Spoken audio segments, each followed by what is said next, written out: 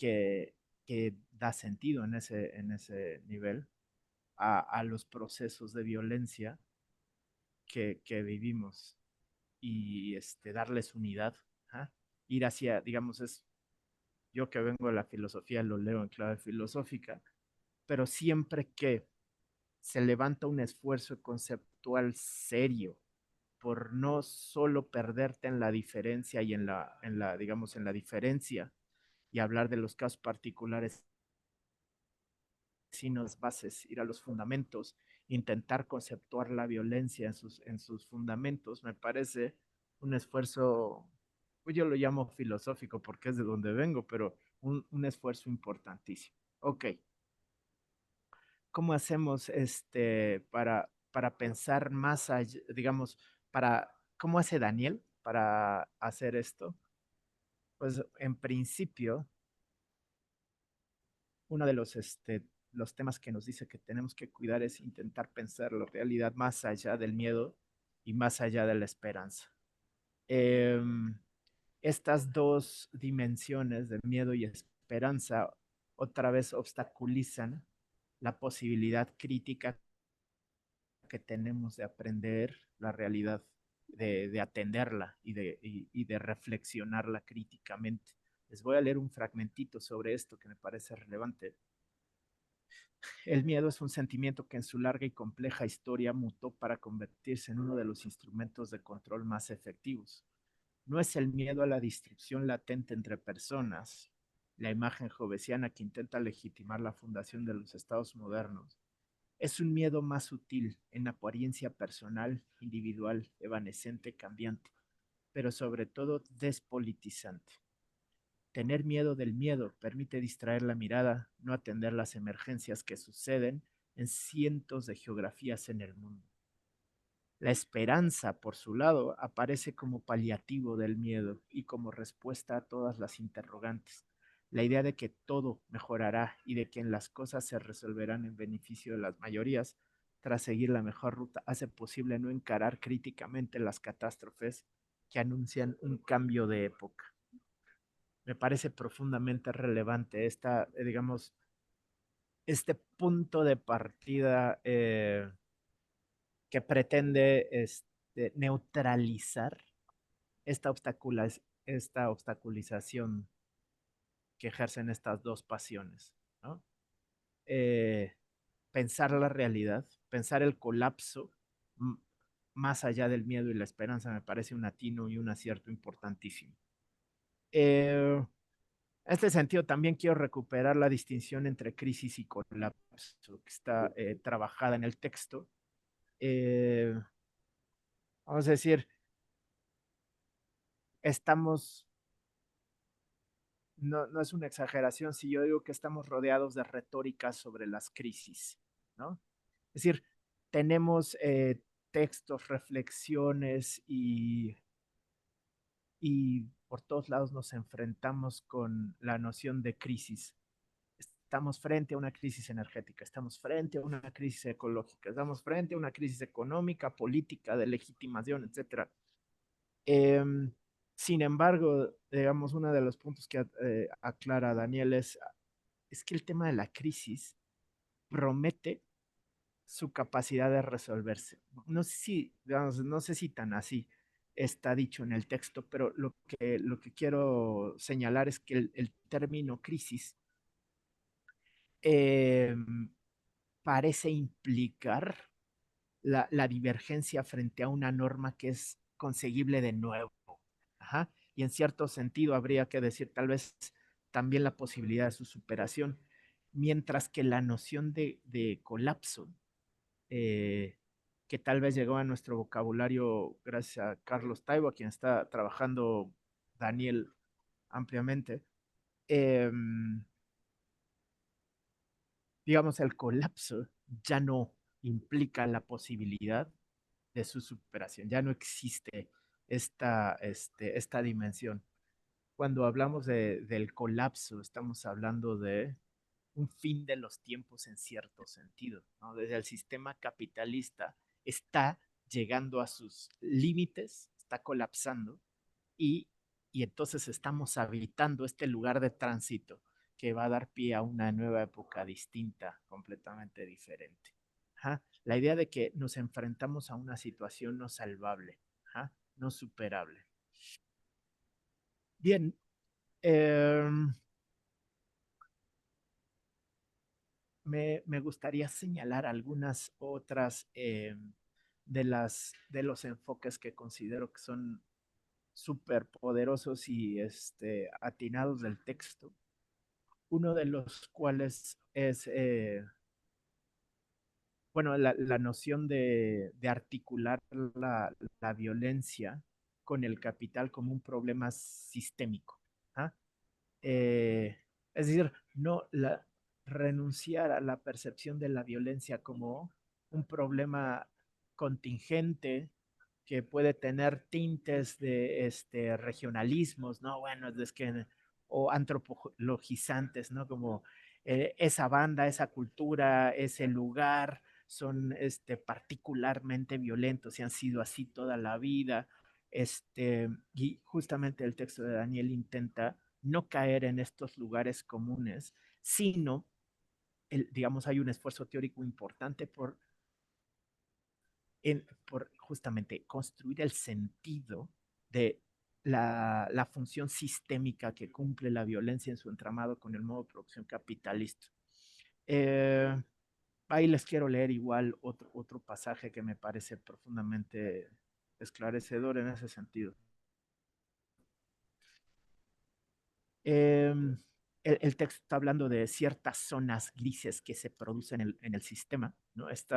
Como estos albores, estos umbrales en la realidad capitalista que no son ni centros ni periferias en este sentido, sino justamente una suerte de zona gris en donde se construyen ciertos espacios. Y sobre esto les quiero leer un fragmento.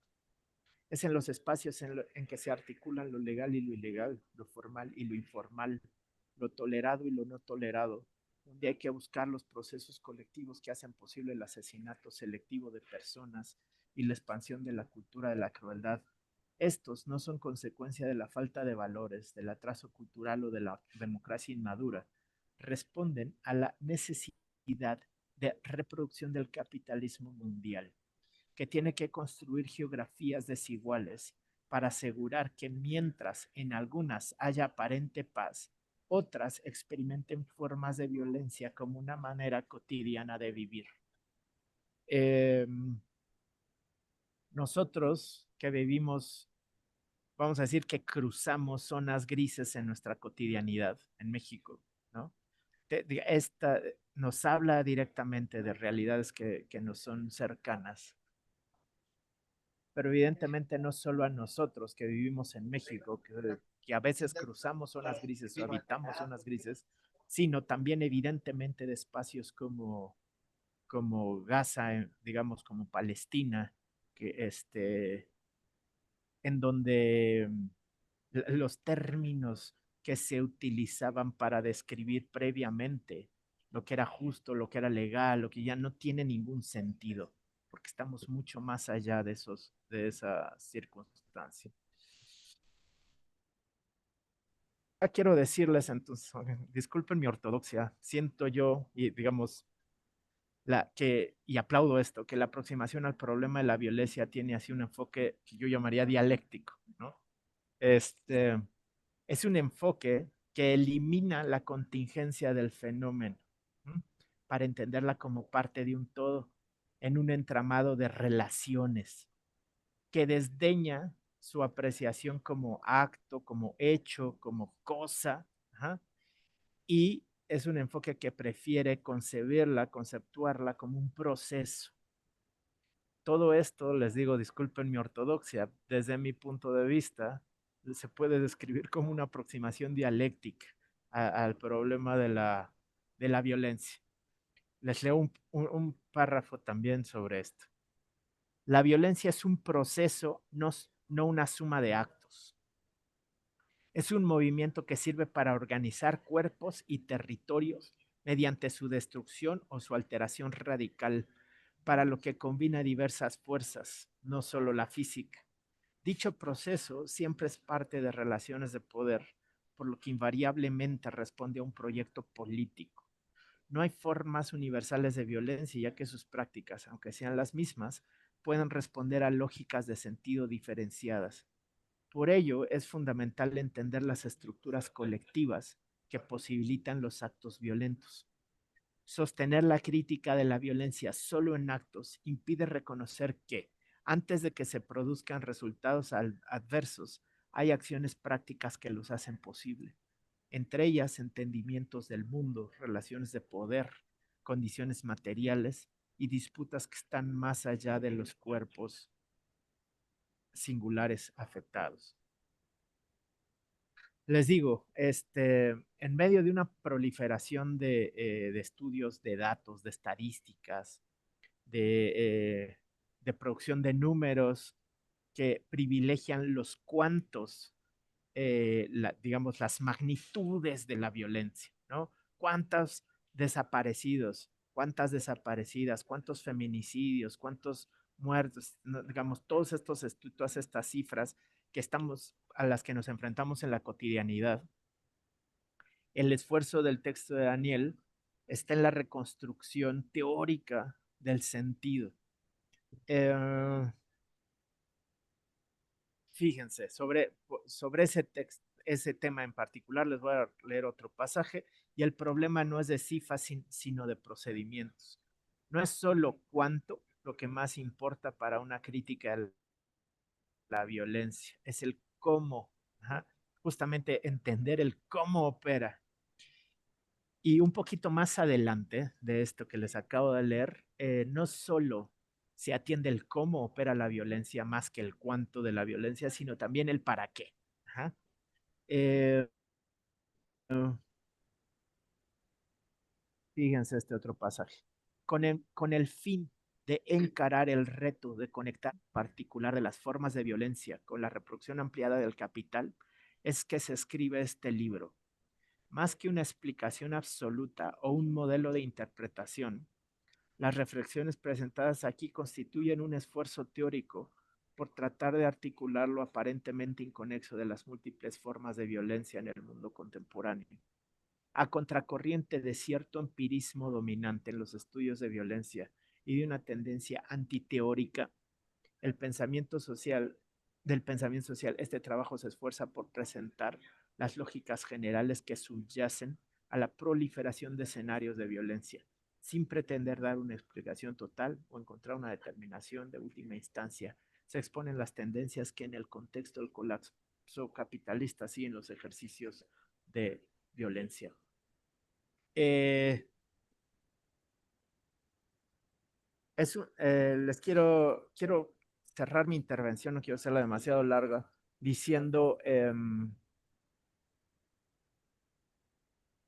regresando al tema del cual partí, decirles que es un texto de difícil lectura, en el sentido de, es un texto que se digiere con dificultad. A nadie, no es cómodo, no es cómodo reflexionar sobre un mundo, un sistema mundo, una propuesta civilizatoria en colapso. No es sencillo, ¿no? Siempre, les digo, siempre opera el principio esperanza ahí, acá parafraseando a Bloch, que es uno de los puntos de vista que fueron clausurados como punto de político y epistémico también, ¿no? Vamos a ir más allá del principio del miedo y del principio de esperanza. Yo lo entiendo perfectamente, pero lo que sí nos lanza a reflexionar el texto de Daniel es qué hacemos cuando tenemos un diagnóstico de mundo, de sistema mundo colapsado. Es decir, ¿para qué sirve un texto así de duro, un diagnóstico así de poderoso y de duro sobre una realidad colapsada, si no es para invitarnos a reflexionar y a ensayar formas políticas eh, que nos permitan atender a, a esta realidad tan descarnada? Por eso les digo, yo desde el principio confesé, desde dónde estaba leyendo yo mi lectura culpable, ¿no? Que abreva a los zapatistas. Eh, Vamos a decir, los zapatistas están pensando en el día de mañana, después de la tormenta. ¿Mm? En este mundo colapsado, ¿cómo vamos a hacer para levantar nuevamente la posibilidad de la vida? Más que citarles acá comunicados zapatistas que no, o sea, ganas no me faltan, pero los quiero referir a una novela espectacular de Octavia Butler que se llama La parábola del sembrador, que es una joya, se las recomiendo amplísimamente. Octavia Butler está escribiendo en los 90 y tiene tiene una pluma casi profética. Está trabajando muy en el sentido de este colapso, se está imaginando esta sociedad que está feneciendo y en los 90 la sociedad que ella futurista, que ella se imagina que fenece, es justamente estos años en los que estamos vivos, es decir, del 24, 25, 26, 27 va esa novela y es la apuesta por construir un mundo nuevo, cómo construimos relaciones sociales en un mundo colapsado. Les invito a que se asomen también. Yo sé que el principio es esperanza, estorba, estorba para diagnosticar el mundo. En el esfuerzo epistémico estorba, pero en el esfuerzo político me parece que tenemos que empezar a ensayar formas políticas que nos prometan o que nos permitan, más que nos prometan, que nos permitan un mañana. Y me gustaría dejarlo ahí. Y los invito a leer el libro de Daniel. Me pareció una lectura poderosísima, importantísima y súper, súper recomendable. Gracias. Gracias. Muchas gracias, Sergio. Gracias. Sabemos que tus condiciones ahorita en la mañana no fueron las mejores. Te agradecemos doblemente entonces el esfuerzo de estar conectado y comunicándonos estas cosas. Concuerdo con el doctor Lomelí, varias cosas. Su lectura zapatista es también mi acercamiento al propio texto estuvo tan marcada por ella. La difícil lectura también. Pero yo creo que porque no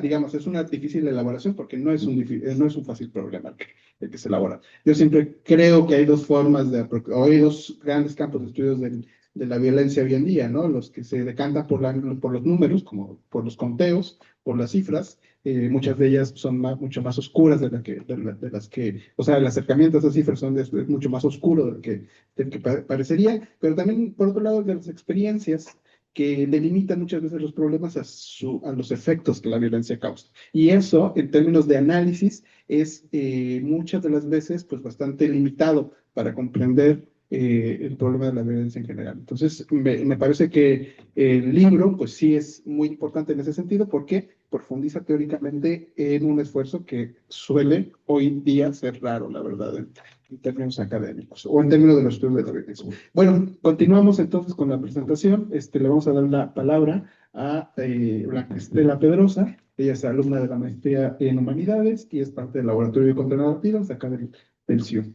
Adelante, Blanca. Sí, gracias. Pues primero, hola a todos, todas, todos. Pues es complicado también, concuerdo. Y cuando justamente estaba pensando en cómo construir pues, una opinión, un poco pues lo que vamos a hablar, pues dije, me voy a decantar por estas cuestiones del libro que creo que se padecen, se viven, porque pues capitalismo no, pero que tal vez no había dado cuenta de ellas o que no las había puesto en palabras en específico. Entonces, creo que hay algunos puntos que me gustaría pues retomar, que me gustaría comentar. El primero siendo la violencia contra las cosas, cómo pasamos del saber hacer a un saber consumir, ¿no? Entonces, esta violencia justamente consiste pues en despejarlas de su valor de uso a estas cosas, de su sentido cultural, histórico, y pues las reduce solamente a mercancías, ¿no? Entonces, cuando un objeto pues deja de tener esta historia, se convierte en solo un objeto de consumo. Entonces, hay una violencia ahí ejercida a estos objetos, a estas cosas, Y pues también hay una pérdida sobre todo de la relación con el mundo y que sobre todo el capitalismo destruye así estos saberes que pues no son de utilidad. En el caso del saber hacer, ¿no? Ligado a la creación, al oficio, o el saber vivir, ¿no? Vinculado al cuidado, a la comunidad.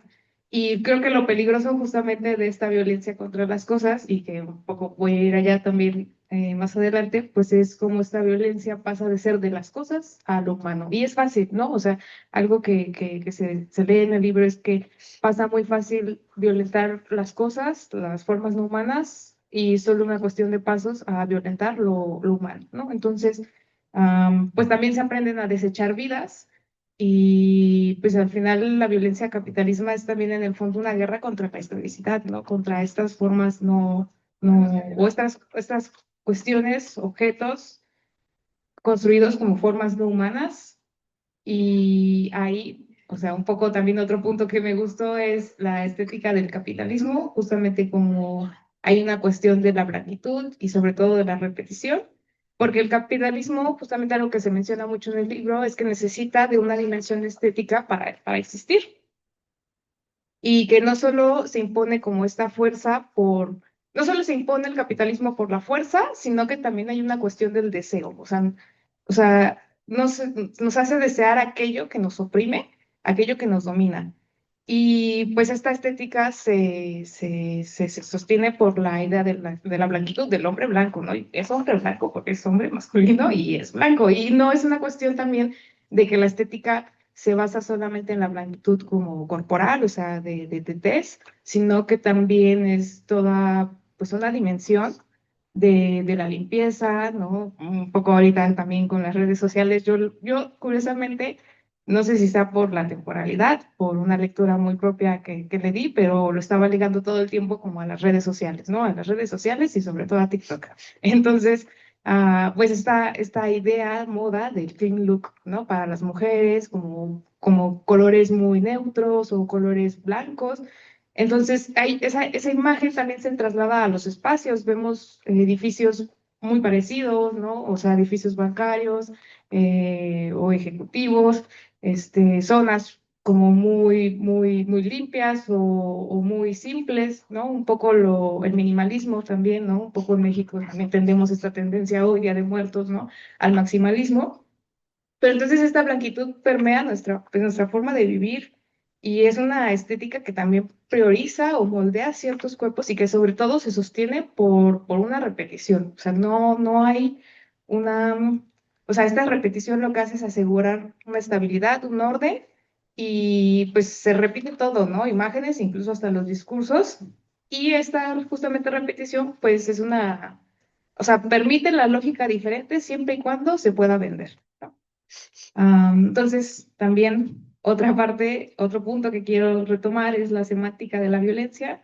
En este caso, pues las lógicas que definen la vida, que son estos sentidos que dan forma al mundo social y que aquí me parece muy agradable leerlo así como en cinco lógicas de sentido, o sea, creo que lo condensa muy bien, creo que es de muy fácil comprensión, también de muy fácil interpretación pues, con la vida en general, ¿no? Entonces, estas cinco lógicas, pues la primera es la que separa el valor de uso del valor de cambio, la que divide el mundo en masculino y femenino, ¿no? También la violencia de género, y la que racializa las corporalidades, ¿no? Consolidando al modelo hombre blanco como el modelo ideal y la que separa las vidas humanas de las no humanas, y la lógica etaria, ¿no? Que asigna el valor a las edades, o sea, priorizando el deseo de lo joven, pero también lo criminaliza, ¿no? A la vez. Entonces, y justamente también pensando en estas películas,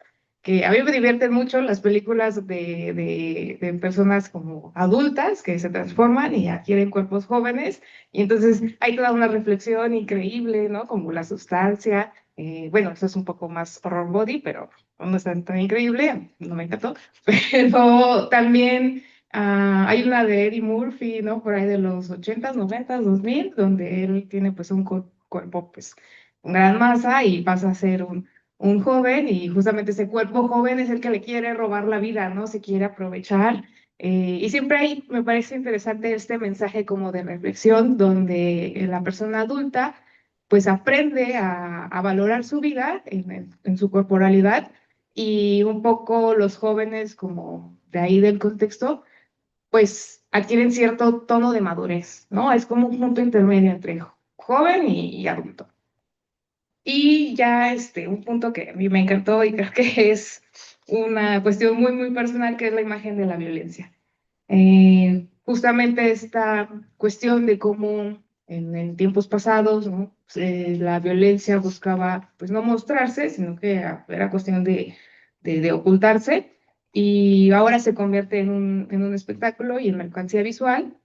Entonces pasa de la clandestinidad, del horror, a un mandato de visibilidad, ¿no? Y en este caso yo creo que sí, las redes sociales digitales y los medios pues han convertido la violencia en una experiencia de consumo. Entonces ya aquí algo que me parece un punto muy importante a tratar es que las imágenes pasan de dar testimonio a prolongar esa violencia a otros espacios y otras geografías. Entonces ya no basta con mostrar pues esta violencia, sino también hay que interrumpir como este flujo anestésico muy propio de las imágenes, y pues que borran el trasfondo y lo repiten. Entonces, ya un poco, ya saliéndome como de mis apuntes y ya hablando más de una experiencia anecdótica, bueno, un poco se cruzó justamente que el día de ayer pues estuve en un congreso, ¿no? Virtual en San Luis. Entonces, en esta mesa de comunicación, pues son temas muy variados, ¿no? La comunicación es así muy extraña. Entonces, hablábamos en la primera mesa, la primera ponencia era un análisis a la campaña de Susana a distancia, el COVID, después los brain rots italianos, como los memes, después a la figura del gym rat, ¿no? Como de lo fitness, de toda esta cuestión de salud en TikTok, y pues yo mi caso, pues las fotografías de nota roja en redes sociales, ¿no? En este caso, en específico, la fotografía de Ingrid Escamilla. Entonces, un poco lo que pasó al final de la discusión es que veíamos que todos nuestros temas estaban muy, pues, entrelazados, poco permeados por la lógica algorítmica. Entonces, que esta lógica, esta cuestión de algoritmos, de likes, de clics, de comentarios, de interacciones digitales, son solo digitales, pues está influenciando mucho en la percepción del mundo y en nuestras vidas. Entonces, un poco también le quiero robar este comentario al compañero argentino que exponía, porque me gustó mucho. Él justamente preguntaba que cómo convivíamos con pues esta cuestión, esta temporalidad digital capitalista, donde pues prende un celular, ¿no? Y entonces entro a cualquier red social digital, y lo primero que veo pues es un video de COVID, ¿no? Por ejemplo, y después un meme de brain rot italiano, y después veo un video fitness o de estas vidas idílicas en colores pasteles, bueno, no, en colores beige, porque ya el pastel así es como wow, ¿no? Mucho color. Entonces, pasteles con colores beige, cuerpos delgados, ¿no? Como muy hegemónicos, vidas así como muy estrictas de comer, de ingerir ciertos alimentos. Y entonces deslizo un poco más y me encuentro con un video sobre personas que han perdido sus bienes, incluso la vida en Veracruz, ¿no? A causa del huracán. O incluso hubo un video como muy viral del cuerpo de un hombre adulto que pues había ahogado, ¿no? Entonces bajo otro poco y veo entonces el caso de un chico que estaba celebrando su cumpleaños, entra a un bar, entra al baño en Sinaloa y ya desaparece, ¿no? Ya no se le encuentra. Entonces, justamente nos preguntábamos cómo, pues, crear relaciones, cómo convivir a partir pues, de esta lógica de algoritmos, de espectacularización, y también cómo, pues, conectarnos o no conectarse, sino más bien relacionarnos con nosotros, con nuestros cuerpos, con los demás, incluso pues, en comunidad, o sea, a partir de esto, cómo también nuestras perspectivas, nuestras subjetividades, pues, cambian, se modifican, y cómo interactuamos con los demás. Me parece un poco interesante esa discusión que teníamos el día de ayer. Y pues nada, solo agradecer a todos por la atención y pues, por este espacio. Gracias. Bueno, muchas gracias, Blanca. Bueno, pues, si me permites, pues yo voy a hacer el comentario y cerramos un poco con tu participación. Te voy a ir a hacer unas preguntas, unos buscapiés, como debe ser, para avivar la lumbre y no apagarla. Bien, bueno, yo creo que el trabajo de Daniel Inclán, La Marcha Catastrófica del Mundo, junto con otros trabajos sobre estudios de la violencia, y le había revisado ya hace tiempo, pues profundizan en los estudios de la violencia de una manera bastante particular y bastante importante. Primero que nada, porque los estudios de la violencia pues tienen una larga historia, podríamos decirlo en México, aunque no era muy popular antes, los estudios de la violencia se decantaban por estudios sobre narcotráfico, sobre bandas, sobre narcocultura, y había una cierta hasta romantización, ¿no? De los trabajos, en los primeros trabajos que salen ahí sobre la violencia. Evidentemente, ciertas condiciones históricas han cambiado esta perspectiva y nos han arrojado, yo diría que a tres panoramas. Primero, el panorama efectista sobre la violencia, es decir, quedarnos solamente sobre los efectos de la violencia, ¿no? Y eso implica administración de miedos, administración de políticas de la seguridad, y el encauzamiento de la discusión sobre experiencias delimitadas, ¿no? Precisamente, pues, trabajar sobre el problema de la migración, sobre el problema de los feminicidios, es quedarse sobre ciertos efectos y sobre ciertas experiencias, que si está bien estudiarlas, no deja de haber un ejercicio sinecdótico ahí de la parte por el todo, en donde se borra también la causa o la totalidad de las reflexiones, ¿no? Por otro lado, el problema de los números, que muchas veces no dicen nada y muchas veces esconden diferentes problemas. De las 133,000 desapariciones que cuenta México, si bien es importante seguir las cifras y seguir los números, habría que preguntarse en qué sentido la figura misma de la desaparición o de las fosas o otro tipo de crímenes, por ejemplo el feminicidio, también va borrando o va olvidando o va escondiendo análisis más precisos y situados de esas mismas experiencias. Es decir, hay dos problemas, ¿no? Quedarse en términos de la violencia sobre la generalidad o sobre la especificidad, que los dos implican pasar la página demasiado pronto, diría yo. El tercer problema, pues es el problema que hoy en día denotan todos los trabajos sobre violencia, el de la palabra misma de la violencia, que cada vez que se utiliza de manera amplia, de manera diversa, va perdiendo su efectividad dentro del discurso. Cuando una palabra significa todo, como la palabra violencia, hoy en día violencia puede ser cualquier cosa, ¿no? Vamos a congresos sobre violencia y me encuentro en una mesa, pues yo hablando de temas de violencia extrema, pero también sobre violencia de género, y luego sobre, podemos decirlo, sobre especismo, sobre explotación, pero también violencia digital, acoso, violencia en la aula, cultura de paz. Hay dos palabras súper desgastadas en este horizonte, ¿no? Violencia y paz, podríamos decirlo rápidamente. Lo que es un problema en bastantes niveles, tanto epistemológico, tanto filosófico, pero también crítico y político, que sería, estamos perdiendo una palabra que era importante de trabajar en ese sentido. En este panorama, el texto de Daniel es importante porque no resuelve superficialmente el problema, sino que ahonda, podríamos decir, en la crisis, como dirían los viejos adagios marxistas. En vez de resolver la crisis, pues hay que ahondar en ella, no hay que profundizarla. ¿Y cómo se profundiza? Precisamente en una aproximación teórica que va a cuestionar lo que yo llamaría dos lecturas normales, cotidianas, digamos, en estos estudios sobre la violencia. La primera, la que generó, por ejemplo, la que ha generado la historia de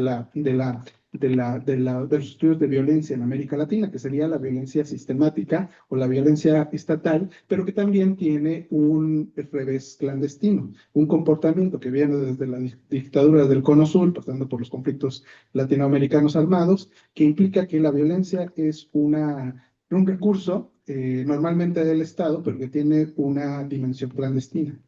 Eso por un lado, ¿no? La violencia sistemática, ¿no? Pero que sigue teniendo un exceso de su propia producción. No es simplemente la violencia sistemática, sino es una violencia sistemática que se tiene que elaborar en lo clandestino y que en sí misma parece un exceso.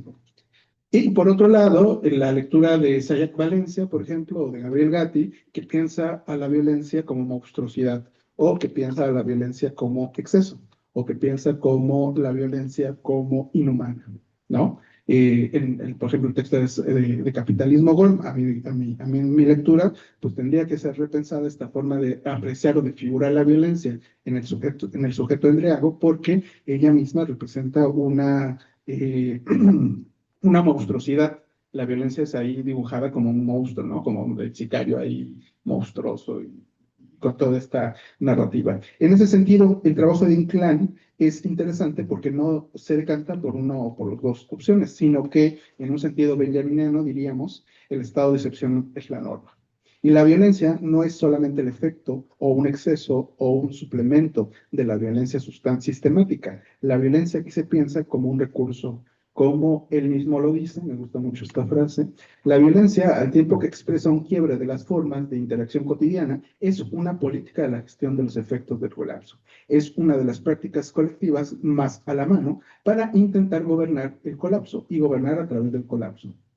Es decir, la violencia no es el efecto o no es la causa en sí mismo de la catástrofe capitalista, no es el fin de la civilización, no es la barbarie, sino es la forma de gestionar, entiendo bien si mi lectura es correcta, sino es la forma de gestionar ese mismo colapso, los recursos que se encuentran en este mismo colapso. Hace un rato Sergio lo decía perfectamente con el ejemplo de Gaza, pero no vamos tan lejos, por ejemplo, lo que pasó esta semana en Río de Janeiro con los ataques a las favelas. La violencia como política de la gestión entonces tendrá que ser pensada en términos de su historia y de su economía política en relación sí con la crisis, un lugar común para pensar el capitalismo, que este siempre se encuentra en crisis, pero también con un sistema de ganancias y reparto de recursos en lo que el autor señala como el colapso. Para comprenderlo, tal vez habría que repensar esta idea del zapatismo, por eso decía que también mi acercamiento con el texto está muy atravesado por el texto del zapatismo del 2015, de la hidra, ¿cómo se llama? ¿Cómo se llama el texto de el pensamiento crítico frente a la idea capitalista, en donde los zapatistas dicen que nosotros hemos pensado que la violencia es el exceso, es el momento en que el crimen organizado toma al Estado y al capitalismo y los doblegan ante sus propias lógicas. Los capitalistas, palabras distintas, evidentemente, yo diría, dicen lo opuesto. Es el momento en donde el Estado y el capitalismo toman a los grupos del crimen organizado y aplican sus propias lógicas a esos mismos grupos del crimen organizado. Por eso, grupos podemos decir, con cierto comportamiento tribal, étnico, como las mafias italoamericanas, como las bandas de la Mara o del Barrio 18, que tenían un comportamiento más o menos tribal, si me permiten ahí la palabra, se van transformando y van apareciendo, como diría el mismo Inclán, sicarios como metáforas de operaciones más bien de corte capitalista, como servicios públicos ofrecidos, como franquicias, digamos, imbuidos en lógicas capitalistas, ¿no? Que sería, pues, a lo que nos estamos enfrentando. Los cárteles mexicanos, por ejemplo, ya no trabajan como si fueran bandas más o menos identificadas entre sí, sino más bien trabajan en el outsourcing, ¿no? Del crimen, ¿no? Se van contratando otras bandas, van contratando otras bandas y van contratando. O en su revés crítico, en cómo también el Estado mismo deja de tener, como lo decía también Sergio hace un momento, límites entre lo que es permitido y lo que no es permitido. Bueno, vi que ya las noticias dan claro cuenta de ello, ¿no? Los estados han dejado de tener esta necesidad de justificar sus acciones en términos del comportamiento civilizatorio común hace apenas, no sé, 10 años, ¿no? O sea, hay un cinismo que los medios de comunicación y que las políticas de extrema derecha hacen ver como sinceridad, ¿no? Es decir, Trump no está haciendo nada más que ser sincero. Es lo que yo diría si fuera presidente. Es lo que yo haría si fuera presidente. Esa es la lógica que se esconde detrás del exceso en términos de relaciones diplomáticas y políticas, a mi parecer, de lo que está pasando en Gaza.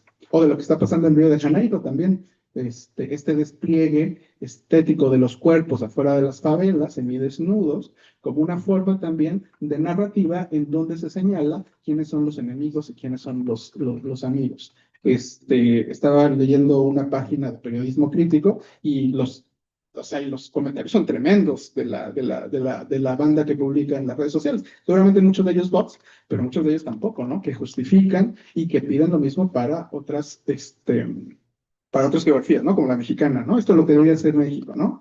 Esa es la narrativa.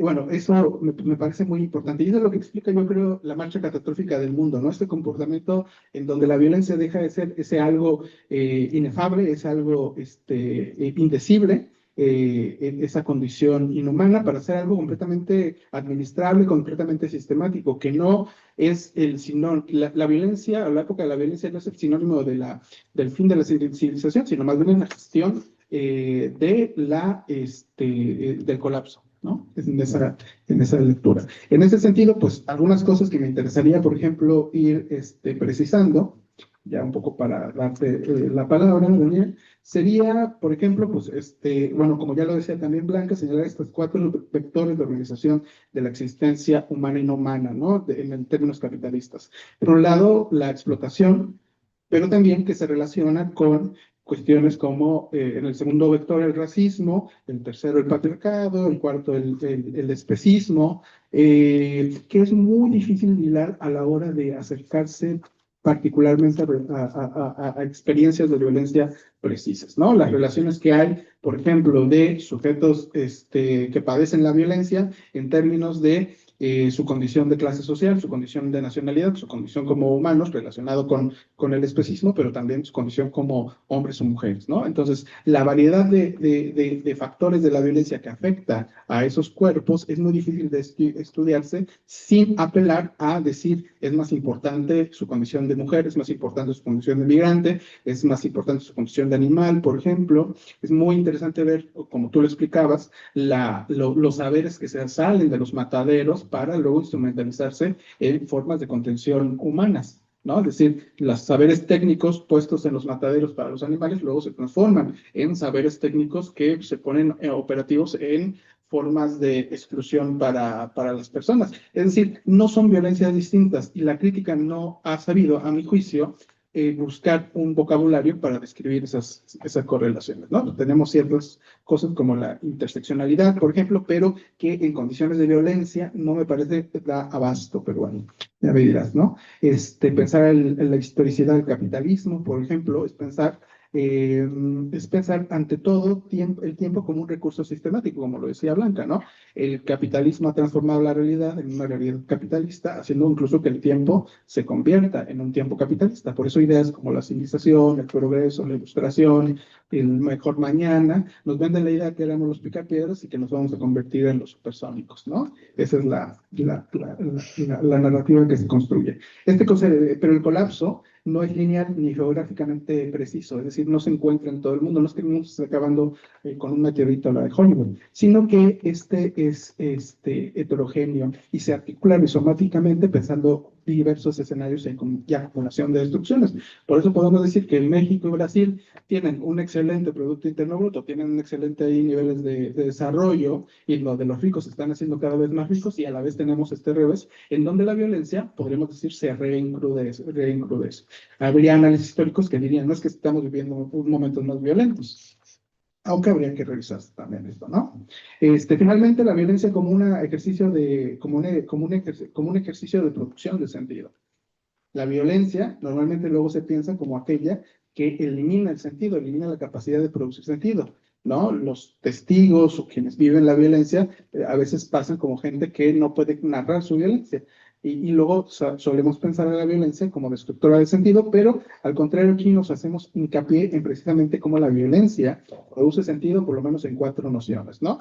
El sentido como significado, la violencia produce significados, la violencia como produce sensibilidad, la violencia como productora de sensibilidad en los cuerpos, la violencia como productora de dirección, el sentido, perdón, como producción de dirección, y el sentido como explicación del mismo mundo, ¿no? Con ello, pues damos cuenta precisamente de que la violencia es una forma de producción de una lógica en el mundo y no se quiebra de una lógica, ¿no? Como solíamos pensar.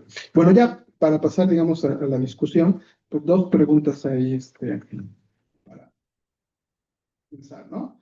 La primera, pasar el colapso es darle un sentido lineal, me parece, al capitalismo. Uno que siempre ha aparecido en este sistema, siempre está en crisis, ¿no? Y decíamos hace rato en una pequeña entrevista, decíamos, pareciera que el capitalismo está siempre en crisis. Ahora podríamos decir, el capitalismo vive del colapso. Yo sé que ya me lo contestaste, pero aquí para el evento. El capitalismo, o estamos frente al colapso del sinónimo vida-capitalismo. Y por otro lado, no deja de recordarme tu libro a una vieja reflexión derridiana, ya sabes, de qué pie cojeamos acá, sobre el tono apocalíptico en la filosofía, ¿no? Esta famosa conferencia, este famoso texto de Derrida, en donde pues señala este recurrente tono apocalíptico al que hace alusión desde Kant hasta Fukuyama, hasta, dice el Apocalipsis Now, la película de Marlon Brando, ¿no? Es decir, siempre estamos pensando que el mundo se va a acabar. Y la filosofía, y no solamente Hollywood en sus películas, sino la filosofía constantemente está pensando que este es el peor momento que hemos vivido y que ya no es posible un mañana después de este momento. ¿No? No deja de sentir cierto efecto en mi lectura en este tema. No sé cómo lo veas, qué opinas o qué matices le podríamos dar a ese vuelta sobre lo apocalíptico. Por otro lado, como diría Derrida, lo apocalíptico no necesariamente implica el fin, sino también implica una revelación, un revelamiento, una noticia que antes no existía, ¿no? El texto del Apocalipsis de Juan, donde se basa el texto de Derrida, pues no es otra cosa que no es el fin del mundo, es el texto de la revelación. Bueno, bien. Bueno,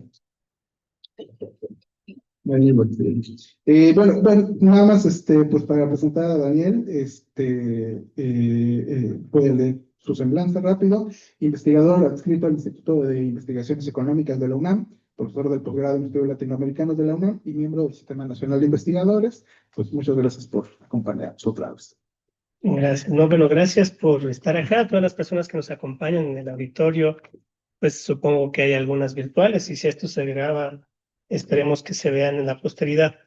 Bueno, y gracias por organizar la presentación acá. La verdad es que es muy bonito venir acá. Nunca había estado en esta universidad, entonces me parece que es un buen inicio para intentar hacer cosas más orgánicas en el trabajo interuniversitario entre la Universidad Nacional y lo que están haciendo ustedes acá, que me parece extraordinaria la cantidad de líneas que están abriendo para reflexionar el problema, justo considerando que este es uno de los epicentros de la violencia en el país, ¿no? Estamos justo en una de las geografías en las que se empezó a manifestar la catástrofe que vive México ya desde hace varios lustros. Bueno, pues qué decir, agradecer un montón las presentaciones. La verdad es que siempre es bien difícil escribir algo e intentar que se lea y genere diálogos y repercusiones, sobre todo en un contexto en el que vivimos en medio de una sobreproducción académica. Todos los días salen libros, todos los días hay cosas que presentar, cosas que leer, incluso pues diríamos, nunca estamos en el tiempo de actualizar las lecturas. Ahora, Walter Benjamin decía, era un coleccionista de libros, y él se preguntaba si colecciono libros porque escribo libros. Es algo que me pasa a mí también. Yo colecciono libros y entonces también estoy en un punto, ¿y por qué tendría que escribir libros?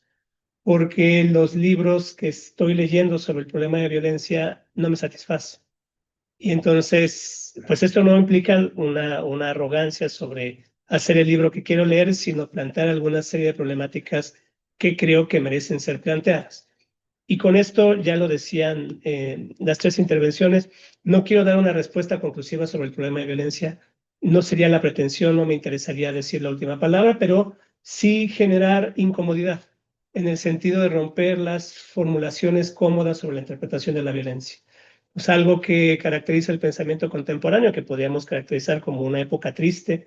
El pensamiento vive enmarcado en una gran tristeza, en el sentido de que no alcanza a decir lo que tendría que decir sobre el mundo, porque la transformación y la situación en la que se encuentra el planeta y las distintas formas de existencia es tan complicada que el pensamiento no alcanza a decir de ellas lo que tendría que decir o lo que quisiera decir de ellas. Pero también porque hay un límite de la época para decirse a sí mismo. O sea, ¿cuáles serían los términos que la época tendría que usar para hablar, para poder explicarse, para poder plantear en qué circunstancia y en qué situación se encuentra? Entonces, creo que uno de los temas que define esta tristeza del pensamiento es la comodidad.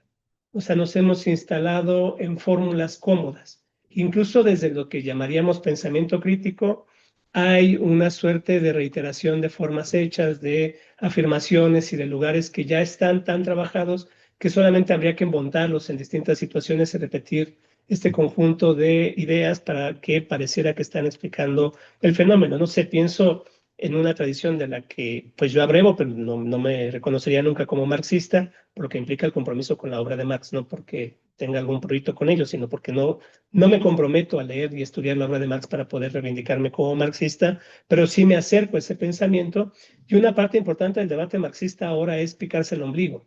Y si Marx dijo en la nota X, y si hay una lectura adecuada de lo que presentó en una carta o aquello que apareció en una traducción. Pero pensemos eso también con la llamada teoría crítica que inaugura la Escuela de Frankfurt.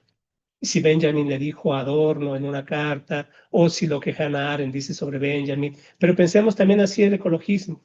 O sea, el pensamiento ecológico contemporáneo que ha abierto un montón de derivas para el análisis, se ha instalado también en una serie de lugares que funcionan como algoritmos de la explicación. Están ya ahí, entonces decimos el capital contra la vida. Pues yo diría, discutamos, plantémonos, generemos incomodidad. Por lo menos quienes tenemos la fortuna de poder dedicar el tiempo a leer y pensar, tendríamos que hacer cosas que nos incomoden y cosas que incomoden, en el sentido de romper la comodidad del pensamiento.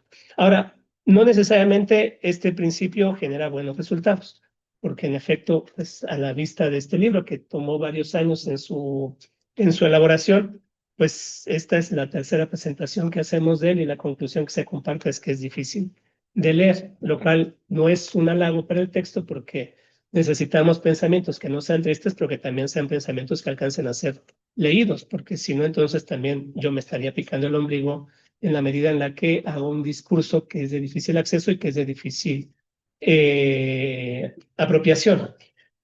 Ahora, creo que también, y no es curarme en salud, pero el tema es complicado.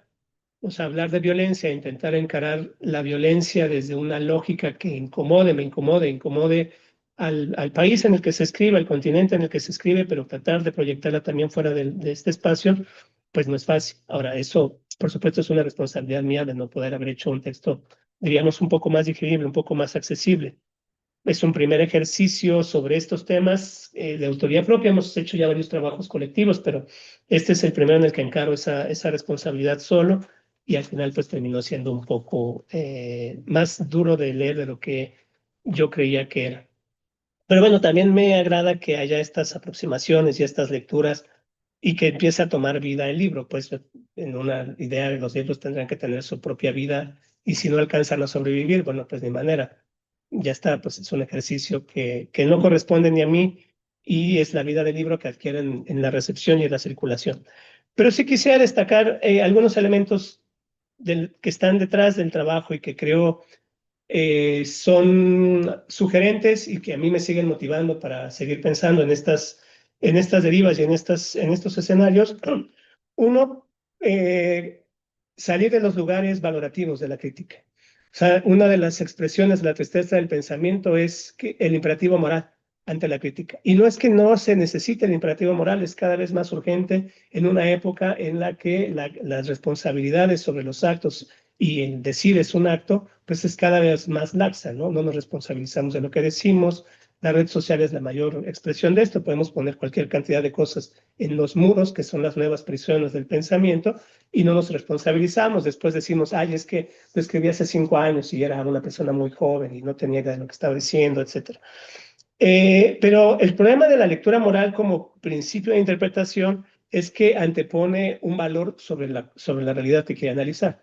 Y justo yo creo que la crítica de la violencia, en la desmesura que se expresa en América Latina y en México, pues nos hace pensar siempre en la negación. Eso no está bien. Y por supuesto, no está bien que existan formas de violencia, pero no es criticándolas moralmente que las vamos a entender.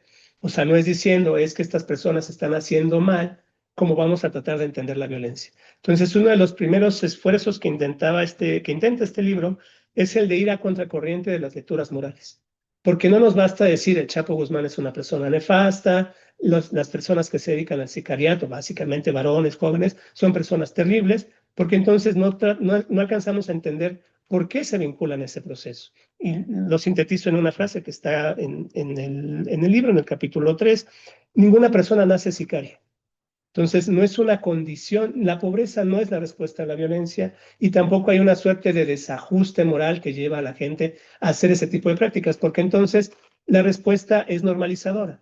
Entonces, después de la deriva moral, lo que intenta el trabajo es ir contra la crítica normalizadora. Es que son enfermos, es que hay un desajuste, es que hay un tejido social rasgado. O sea, son estas ideas en las que parece que algo se quebró y entonces eso es el magma donde surgen estos ejercicios de violencia.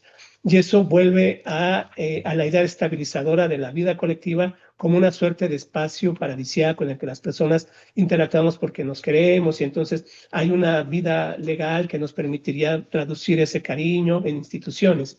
Pues asumamos que la vida en sociedad ha sido y es complicada y en el contexto contemporáneo lo es más porque es una vida que se resuelve en el enorme mar de contradicciones de la reproducción capitalista.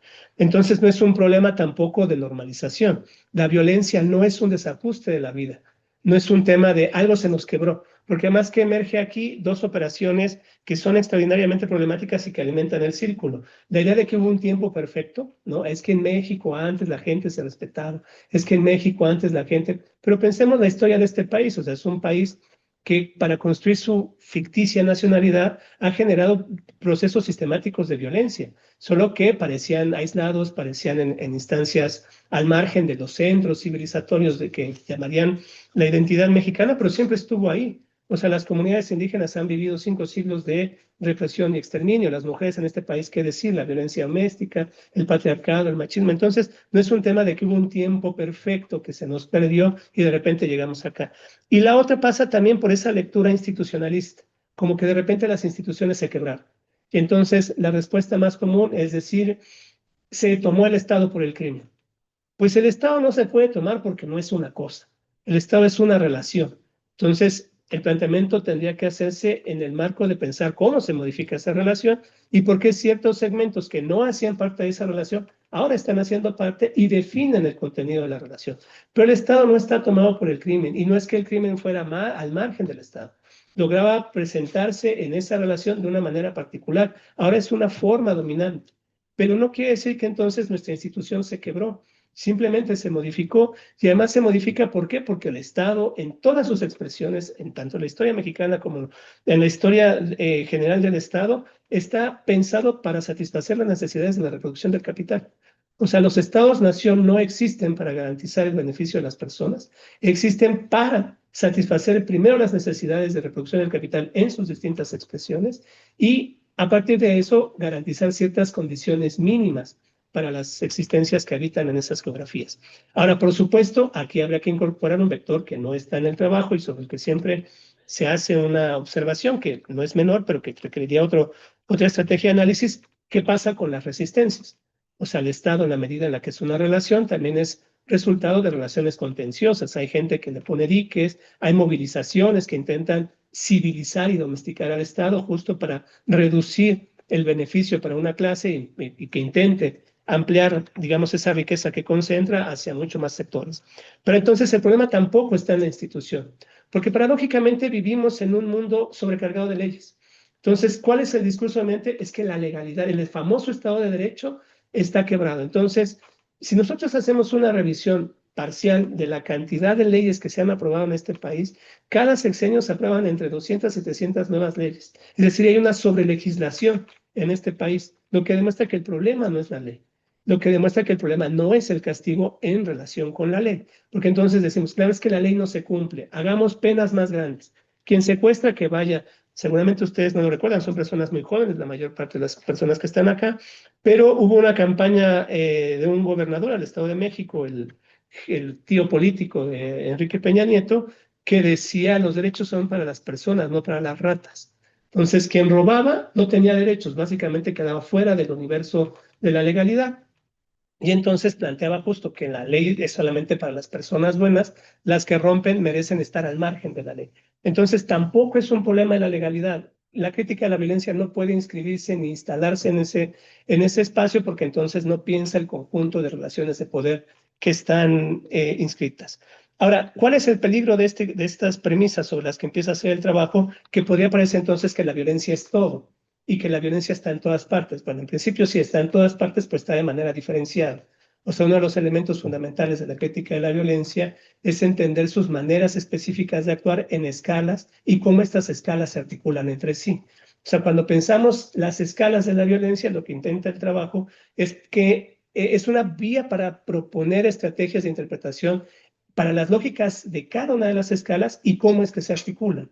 O sea, cuando pensamos las escalas de la violencia no estamos pensando en proyecciones, de lo macro a lo pequeño, de lo pequeño a lo macro, sino de lógicas diferenciadas, pero que están articuladas. Y que el gran reto es tratar de entender por qué la violencia del grupo criminal que cobra cuota en el barrio o que extorsiona en el barrio se articula con la violencia del grupo transnacional. No es porque sea una proyección sino porque hay maneras de articular esos ejercicios de violencia. Y una de las propuestas del libro es esa, ir pensando cómo se están articulando. ¿Y eso a qué me obligaba como trabajo de abstracción? Partir de un tema que creo es fundamental y es poco discutido sobre las formas de la violencia, que son sus bases materiales. O sea, cuando nosotros pensamos la violencia, pensamos en una suerte de fenómeno etéreo que flota en el aire y que entonces se encarna en personas malignas y que esas personas deciden hacer el mal, pero no discutimos cuál es la base material del ejercicio de la violencia. Es decir, en principio, cuál es ese orden instrumental sobre el cual se hacen posibles las múltiples formas de violencia y cómo ese orden instrumental se inscribe en relaciones más amplias de producción. O sea, nosotros cuando discutimos, por ejemplo, el tema de los asesinatos en México, pensamos en las armas y discutimos, claro, es que vienen de Estados Unidos, esa cadena terrible en el que se están trayendo armas ilegales de Estados Unidos, porque como Estados Unidos vende armas a las infancias y a todo el mundo, entonces llegan acá. Es más complejo que eso, porque también se producen tecnologías vernáculas para el ejercicio de la violencia. O sea, el pozolero no venía de una transnacional, el orden instrumental sobre el cual hacía la disolución de cuerpos. También hay una apropiación en el espacio local. Entonces, no todo puede dirigirse hacia, claro, es que es la responsabilidad de las grandes corporaciones armamentistas, que por supuesto tienen un gran accionar acá, pero no todo se dirige allá. Y además habría que pensar que dos cosas fundamentales sobre la violencia, que actúa sobre cuerpos y que todo cuerpo ocupa un territorio. Entonces, cuando pensamos las bases de la violencia, pues habría que pensar esos cuerpos, y no me refiero solamente a los cuerpos de personas, también los cuerpos no humanos que son objeto de prácticas de violencia y que ocupan un territorio, y entonces la base de la violencia tendría que remitirnos a esos cuerpos que no son cuerpos genéricos, sino cuerpos en relación y por lo tanto vinculados con ciertos ordenamientos ecosistémicos, sociales, etcétera, en los que hay un ejercicio de violencia. ¿Y qué pasa con esos territorios? O sea, cuando nosotros discutimos, por ejemplo, en el ejercicio dominante en México alrededor de las cifras, pues no reparamos de esas personas qué territorios ocupaban, cuál era su posición socioeconómica, dónde trabajaban, lo cual entonces obliga a otro punto que creo el texto ofrece y ayuda a movilizarlo, la violencia en el marco de relaciones agonísticas o en el marco de relaciones antagónicas, si quieren, para no usarlo tan pomposamente. O sea, se inscribe siempre en conflictos sociales y en conflictos interespecie. O sea, no está al margen de ese fenómeno conflictivo que implica la reproducción de la vida social en el capitalismo. Lo que finalmente creo aporta a una crítica de la idea de la paz. O sea, una de los ejercicios intelectuales valiosísimos, sin duda, pero me parece con grandes límites, es aquel que opone violencia a paz. Entonces pensamos que es una diada, que entonces donde hay violencia no hay paz. Lo que el trabajo trata de hacer también es cómo cuestionamos esa idea de la paz. Porque no sé, si vamos a Manhattan, en los grandes rascacielos, pues pareciera que esa es una zona de paz. Lo que creo que tendríamos que hacer es pensar esa dialéctica, que para que haya zonas de aparente paz y de estabilidad, se necesitan amplias zonas de guerra. O sea, para que haya ciertos espacios en los que las personas puedan sentirse seguras y puedan sentir que su vida está a salvo, es necesario que la incertidumbre crezca. Y esto no solamente es un tema de condiciones materiales concentradas, sino también de la percepción de que ese lugar sí es seguro porque hay muchos que lo amenazan. Entonces, también es intentar salir de la diada violencia-paz. No son lo contrario, son formas dialécticas que se alimentan. Entonces, ¿cuál es el anclaje de esto? Y con esto cierro para ver si podemos hacer un diálogo con las personas que presentaron y las que están acá en el público. Pensar entonces a la violencia como un mecanismo productor de subjetividades. O sea, la violencia produce sujetos. No es solamente la destrucción del sujeto, sino construir vías para las distintas derivas de las formas de sujeto.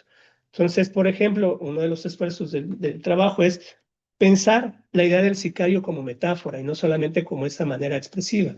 Entonces, al menos como propuesta, les invito a que pensemos que el sicario no es solamente aquella persona que tiene una hoodie con una pistola y que va en una motocicleta y está en disposición de matar a alguien. Pensemos también al hombre con corbata en el banco que apretando un botón manda a la miseria a un país, o el que trabaja para una empresa petrolera y que apretando un botón decide que va a haber un pozo petrolero que va a desplazar cientos de personas y va a destruir los ecosistemas. Es decir, sería esa forma de entregar la vida para la vida del capital, pero que no encarna solamente en una persona joven que tiene una pistola, sino que es una función que se expande cada vez más y que incluso podríamos pensar en los ámbitos donde pareciera que no está, pero nuestras dinámicas en los espacios cotidianos, particularmente en los universitarios, se asemejan cada vez más a lógicas sicarianas.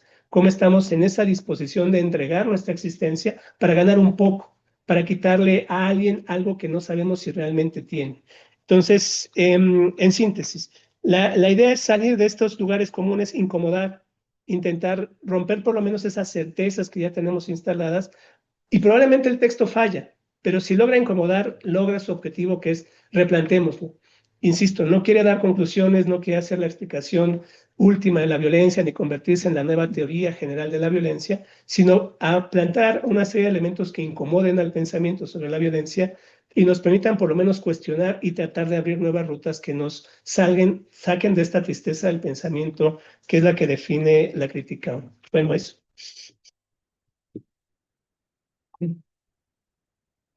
Bueno, muchas gracias, Daniel. No sé si hay una pregunta en el público. ¿Algo que comentar? Carlos. ¿Le pasó?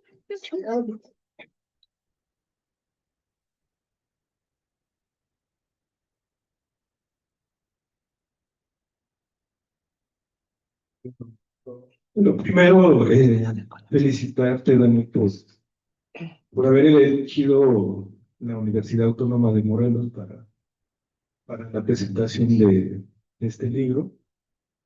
Y bueno, creo que fue afortunado porque, pues, en la universidad nos preocupa también este tema, el tema de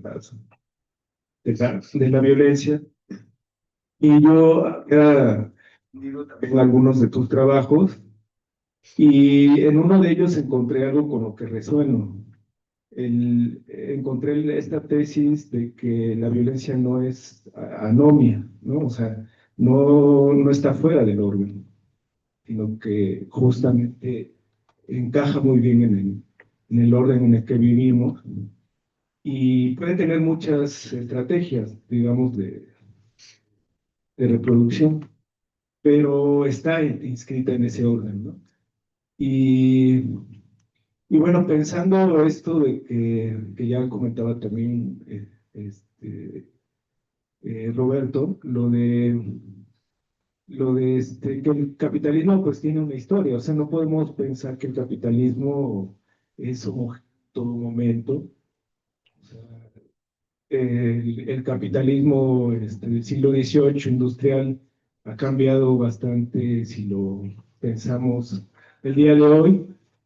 Incluso estaba pensando en un trabajo que hizo un estudiante de aquí que se llama Daniel Irving, que planteara pensar el capitalismo en estos tiempos como un capitalismo de los afectos.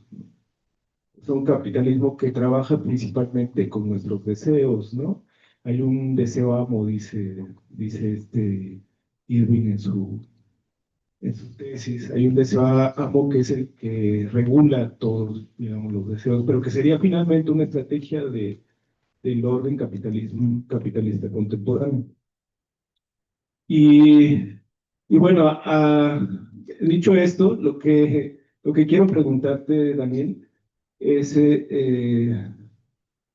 cuando pensamos el capital, y voy a un poco a retomar las palabras que han dicho algunos neomarxistas, como Zizek, que toma esas palabras de otro marxista, que dice que en estos tiempos es más fácil imaginar el fin del mundo que el fin del capitalismo. Y bueno, sí, retomando este planteamiento, me gustaría saber, eh, o sea, todo este diagnóstico que has hecho tiene que ver con este sistema en el que estamos, pero ¿cómo pensar lo que decían también en la mesa, cómo pensar el día después, ¿no? El mañana? Ya decían, bueno, pensémoslo en términos neozapatistas. Pero ¿cómo pensar ese mañana eh, más allá de la crítica de la violencia? Es decir, ¿cómo pensar ese mañana sin este diagnóstico catastrófico? Un mañana posible, un mañana donde podamos salir de la tristeza del pensamiento. Eh, pues eso. Gracias. Nos juntamos con... Bueno, sí. ¿Quién más? ¿Una pregunta? No. Bueno, a ver, gracias. Y eso me lleva a recordar que no le contesté a Roberto. A ver, yo creo que igual, solo para incomodar, no en el ánimo de dictar nada para hacer, pero creo que una de las posibilidades de salir de la comodidad del pensamiento es intentar ponernos en el pensamiento desde los fines. Incluso lo voy a decir en otros términos, que siempre generan ruido, pero cada vez me gusta decirlo más, desde la derrota. O sea, creo que el pensamiento crítico tiene que asumir la derrota de la crítica y la derrota de la crítica en sus múltiples expresiones, no solamente la crítica intelectual, sino la crítica de la movilización social. Ahora, con esto no quiero decir que esté vencida el proceso de transformación, pero sí está derrotado porque por eso el planeta está donde está. O sea, incluso regresando a las metáforas zapatistas de los últimos comunicados, cuando dicen esto lo vamos a pensar de aquí a 100 años. O sea, ya reculan y dicen, claro, es que la cosa está complicadísima y eso que ya nos habían dicho que se estaba convirtiendo en un presente, pues nos dicen, tenemos que ir un poco más lentos porque es hasta 100 años donde vamos a poder reconocer todos esos esfuerzos. Creo que pensar desde la derrota nos ayudaría también a reconocer justo contra toda esperanza y contra el miedo, pues que hay una lucha por seguir, pero que tiene que mirar las ruinas que generaron las otras luchas. Y entonces, desde ahí pensamos no el fin del capitalismo como el fin del mundo, sino como el fin de un proyecto civilizatorio que en efecto, ante su derrumbe, va a arrastrar muchas cosas. Pero eso entonces nos ayuda a entender que no existe una humanidad en el sentido homogéneo, unívoco, que es idéntica en todas sus geografías, que no existe una naturaleza que es idéntica en todas sus expresiones y que no existe una vida que es idéntica en todas sus expresiones. O sea, el fin del capitalismo no sería el fin de la humanidad porque tal cosa no existe, el fin del capitalismo no sería el fin de la naturaleza porque tal cosa no existe, el fin del capitalismo no sería el fin de la vida porque tal cosa no existe. Existen formas humanas, formas naturales y formas de vida. Entonces, lo que acabará, sin duda, y tendrá costos enormes, tanto ecosistémicos como sociales, serán muchas manifestaciones concretas. Pero toda derrota, diríamos muy benjaminianamente, es una ruina que permite empezar de nuevo. O sea, las derrotas producen sus ruinas, pero la ruina no es el fin de algo, sino la posibilidad de que algo emerja a partir de esa ruina. Ahora hay una metáfora que estoy usando en los últimos meses que me gusta, que ilustra bien, es como un árbol muerto en un bosque. O sea, el árbol muerto en un bosque no es una cosa que ya acabó su relación. O sea, un árbol muerto en un bosque es una ruina a través de la cual se pueden reiniciar otras cosas. Una madriguera, un espacio para que los hongos crezcan, puede ser incluso una zona de refugio, es una materia es un espacio de materia que provee para que los pájaros hagan sus nidos, los castores hagan, si estamos en un bosque con castores, etc. Entonces, la idea de la ruina no es ese punto del fenecimiento, sino la idea de la caducidad que presupone un umbral sobre las cosas, sobre donde otras cosas pueden empezar. O sea, la ruina no sería el fin absoluto de algo, sino la apertura de un umbral donde podríamos iniciar. Entonces, el fin del capitalismo no es el fin de la vida, no es el fin del planeta, no es el fin de la humanidad, es justo el fin de un sistema civilizatorio que es el único que ha articulado todo el planeta de distintas maneras.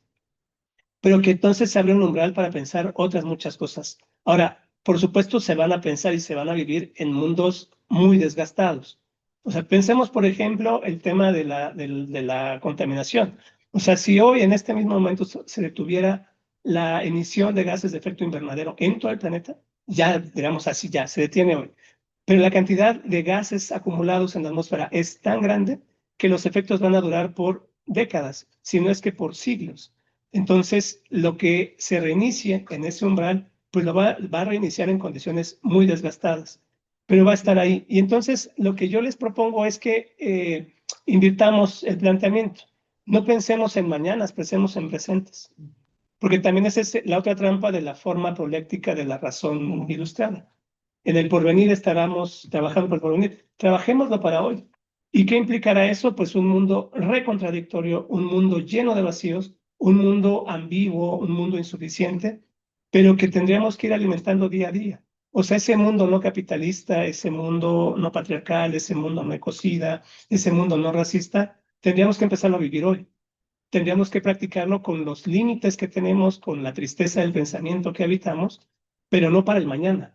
O sea, creo que no tendríamos que pensar en mañanas, sino pensar en presentes. Y con eso cierro. O sea, creo que uno de los grandes éxitos de las distintas formas de la violencia, ya lo decía muy bien Blanca con su intervención, es esa guerra contra la historicidad. Es decir, con esa capacidad de establecer vínculos políticos con el tiempo para construir presentes. Justo como estamos en una situación de tanta incertidumbre, lo que nos queda es volcarnos para un futuro. Decimos, ¿qué será el porvenir? Pero hagámoslo hoy. Y hoy va a ser insuficiente, va a ser incompleto, contradictorio, ambiguo, incluso hasta doloroso si queremos. Pero tenemos que empezar a construir presentes mirando hacia atrás y no intentar prolongarlo y exponerlo todo hacia un porvenir que no tenemos ninguna certeza de cómo será, porque eso es un alivio. O sea, si decimos es que estamos trabajando para que haya mañanas mejores, y la pregunta es, ¿sí qué hacemos con el presente, no? ¿Qué hacemos con el día a día? ¿Qué hacemos con los vínculos que hoy tenemos? Entonces, les propongo pensar desde la derrota, no desde el derrotismo, no asumir que ya hubo la lucha social establecida, está derrotada, puede rearmarse, puede reconstruir, pero pensar esa derrota como la construcción de ruinas que no son sino umbrales, donde las cosas pueden reconfigurarse de otra manera en el tiempo presente, no en el porvenir.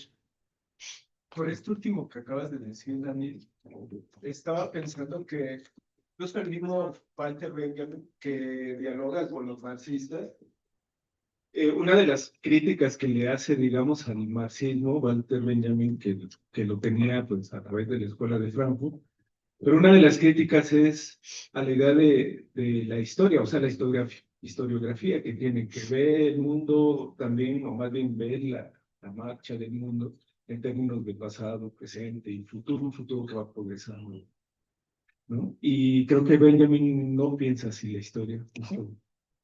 Pero llevando esto a este registro, al registro de que yo pregunto, bueno, y el día de mañana, ¿no? O qué depara el futuro, etcétera.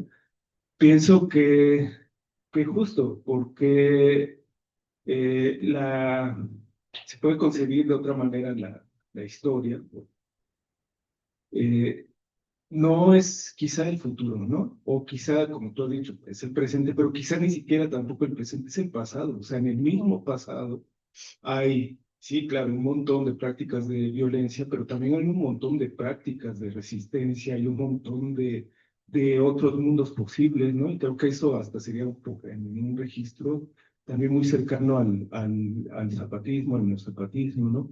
O sea, ya está.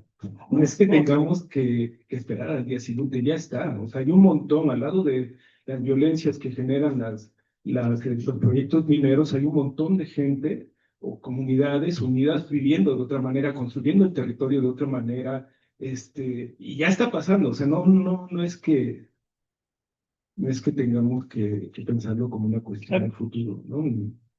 Sí, no, sin duda, sin duda. o ya pasado. Solo habría que hacer actuales esos pasados en el presente. Como toda actualidad, solamente puede ser presente. Bien, entonces, ¿alguien más? ¿Una pregunta? ¿Una duda? Tienes que estar. Está a la venta el libro. Bueno, tenemos aquí, Daniel trajo ejemplares a la venta, si quieren adquirirlo, un superprecio, seguramente. Entonces también si quieren comprar el material, es realmente pues bastante interesante, bastante propositivo, bastante útil también para estudiar la violencia desde un enfoque difícil. Difícil, pero no en el sentido de que se nos dificulta acceder a él, sino que es difícil en el sentido que implica una crítica igual a nuestras propias formas de relaciones sistematizadas en los amigos. Es difícil en el sentido de esta de subjetividad que propone también Foucault, pensar, digamos, la violencia no como una exterioridad, no como una excepcionalidad, no como una enfermedad del presente, sino como la excepción de nuestro presente, ¿no? Pero bueno, no sé si alguien más tiene preguntas, creo que no hay tampoco en la red, pero pues igual acá las vamos a dejar, ¿no? Muchas gracias, Daniel. Si quieren, firmado todos. Muy bien. Sí,